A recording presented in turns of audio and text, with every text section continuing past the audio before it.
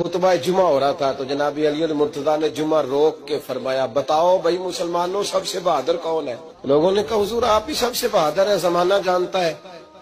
تو جناب علی رو پڑے، فرمانے لگے نہیں میں تمہیں بتاتا ہوں بہادر کون ہے۔ جناب کون ہے؟ فرمانے لگے ایک دن ایسا بھی آیا کہ مکے کے سارے سردار کٹھے ہو کے محبوب پاک پہ حملہ کرنے لگے، حضور کو گرا لیا۔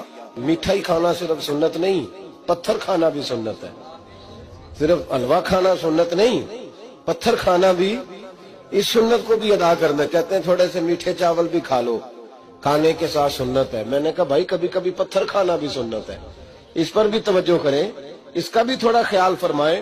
کہتے ہیں حضرت علی کفار مکہ نے نبی پاک صلی اللہ علیہ وسلم کو گرا لیا اور معاذ اللہ تشدد کرنے لگے۔ فرماتے ہیں کوئی زور زور سے پکار رہا تھا، میرے کانوں میں آواز آئی جب میں گھر میں تھا، کوئی زور زور سے پکار رہا تھا، اور وہ کیا کہہ رہا تھا؟ کوئی ابو بکر کو خبر کرو، کوئی صدیق اکبر کو بتاؤ کہ قریش مکہ محبوب علیہ السلام کو تکلیف دے رہے ہیں، بتاؤ۔ حضرت علی کہتے ہیں جب تک میں باہر نکلا تو میں نے ابو بکر کو دوڑتے ہوئے دیکھا، صدیق اکبر کے پیروں میں جوتا کوئی نہیں، سر پہ ٹوپی کوئی نہیں، تینوں لب دیاں آپ گواچے، سانو اپنی خبر نہیں کوئی۔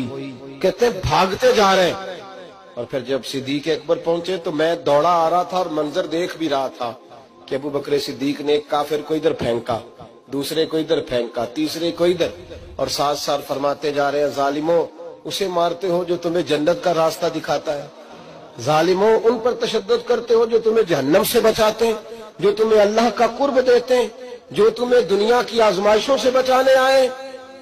کہتے ہیں جب جناب صدیق اکبر نے دیکھا کہ پیچھے نہیں ہٹ رہے، بڑا مشکل کام نہیں کسی کے حصے کی مار کھانا، دین کا نام لے کے اپنا قد اونچا کرنا بڑا آسان ہے، لیکن 4 اینٹیں اٹھا کے کسی مسجد میں لگانی پڑ جائیں تو لوگوں کی شان میں کمی آتی ہے معاذ اللہ۔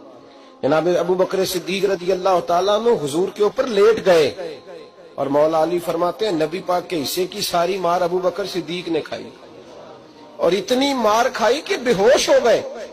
ان کے قبیلے کے لوگ آئے، اٹھایا، اور قبیلے کے ایک شخص نے کہا قریش مکہ یاد رکھنا اگر ابو بکر کو کچھ ہوا تو تمہیں بدلہ دینا پڑے گا۔ لے گئے۔ ان کی اماں کہتی ہیں ساری رات میں اپنے بیٹے کے زخم دھوتی رہی اور میں روتی رہی، ساری رات میں پٹیاں کرتی رہی اور میں پریشان رہی۔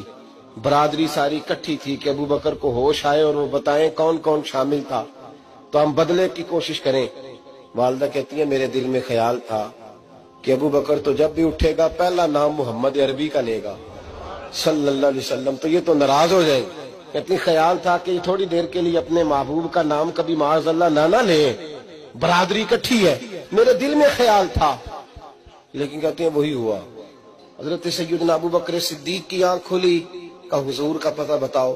اماں کہتی ہیں میں نے کان میں کہا ابو بکر ذرا ٹھہر جا، برادری ساری کٹھی ہے، تو حضور کا نام لے گا تو چلے جائیں گے۔ تو کہتے ہیں ابو بکر اٹھ کے بیٹھ گئے، کہنے لگے جس نے بیٹھنا ہے بیٹھے، جس نے جانا ہے جائے۔